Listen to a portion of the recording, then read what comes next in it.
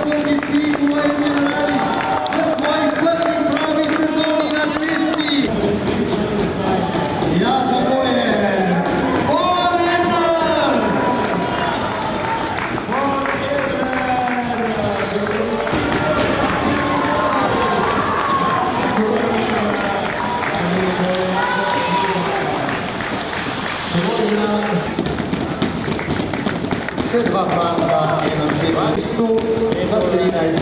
prihaja številka 6.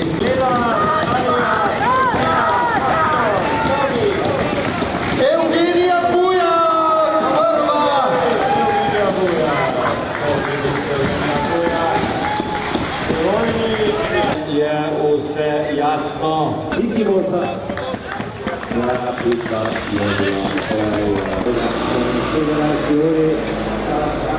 Pri ženskah Evgenija Bujar, zelo veselo pri Bugiju. Nik Murš.